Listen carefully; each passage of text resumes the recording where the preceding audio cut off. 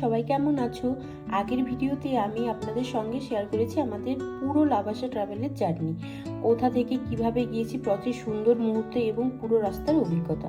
আর আজকের ভিডিওতে আপনাদের শোনাবো লাভাসার গল্প, এর ইতিহাস, কিভাবে এই শহর তৈরি হলো এবং এর পেছনে কিছু ইন্টারেস্টিং ফ্যাক্ট।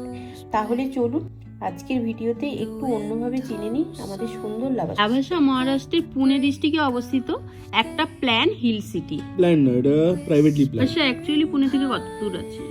লাভাসা বলতে গেলে পুনে থেকে 60-70 কিলোমিটার দূর আছে, ডিপেন্ড করছে তুমি কোনখানে আছো পুনে। এটা বেসিক্যালি তোমার মুলশি এরিয়া, মুলশি বলে একটা জায়গা আছে, ওই জায়গা যেটা ওয়েস্টার্ন ঘাটসের মধ্যে পড়ে। ওখানে একটা লেক আছে, ওয়ারাসগাঁও লেক বলে, ওখানে পড়ে এটা। এখানের আর্কিটেকচারের ইন্সপিরেশন নেওয়া হয়েছিল পোর্তোফিনো, ইতালি থেকে। তাই অনেক কটা কালারফুল বিল্ডিং আছে, লেক ফ্রন্ট প্রমেনাড আছে, সব মিলিয়ে লাভাসাকে একটা ইউরোপিয়ান হিল টাউনের মতন লাগে। এখন আছে ওইটা গোস্ট টাউন হিসাবে ফেমাস, কেন কি এটা যে হিসাবে প্ল্যান করা হয়েছিল ওইটা ফুলফিল করতে পারেনি। যেহেতু প্রজেক্টটা মাঝখানে ছেড়ে দিতে হয়েছিল, ওই জন্যে সব কিছু অলদো বেনে গেছিলো, বাট এখন কিছুই অকুপাইড না। তো এইটা স্টার্ট হয়েছিল তোমার 2000 সালের আগে। একটা ছিল অজিত গোলাপচাঁদ বলে, তো সে HCC বলে একটা কোম্পানির হেড ছিল, যেগুলো ব্রিজেস বানায়, অনেক কমপ্লেক্স বিল্ডিংসগুলো বানায়। তো ওরই একটা সাবসিডিয়ারি বানিয়েছিল লাভাসা কর্পোরেশন লিমিটেড বলে। তো ওইটা স্টার্ট করেছিল 2000 সালে এই হিল সিটিটাকে বানানোর জন্য। তো ওই টাইমে তোমার সবকটা পারমিশন নিয়েছিল গভর্নমেন্ট থেকে, সব কিছু করেছিল, ল্যান্ড অ্যাকোয়ার করেছিল, 18টা ভিলেজ থেকে ল্যান্ড অ্যাকোয়ার করেছিল। আর মেইনলি এরা 5টা শহর বানাতো ওই ওয়ারাসগাঁও লেকের পাশে। তো কাজ শুরু হয়েছিল 2000 সালে, কিন্তু 2010 অবধি আস্তে আস্তে অনেক ফল আউটস হয়েছে, যেখানে এনভায়রনমেন্টাল ফ্যাক্টরের জন্যে, তারপর মাল্টিপল ফ্যাক্টর ছিল। এনভায়রনমেন্টাল ফ্যাক্টর ছিল তার মধ্যে একটা, গভর্নমেন্টের ব্যাকিং সরে গেছিলো, দেন অনেক কারাপশনের কেস চলে এসেছিলো।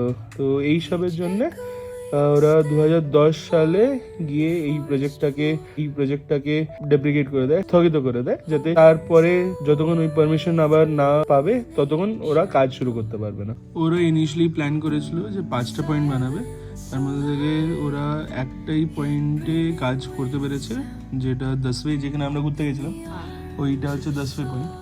তো ওই পয়েন্টটাই মানে কাছাকাছি গেছিল কমপ্লিশনের, বাকিগুলো ওরা স্টার্ট করতে পারেনি।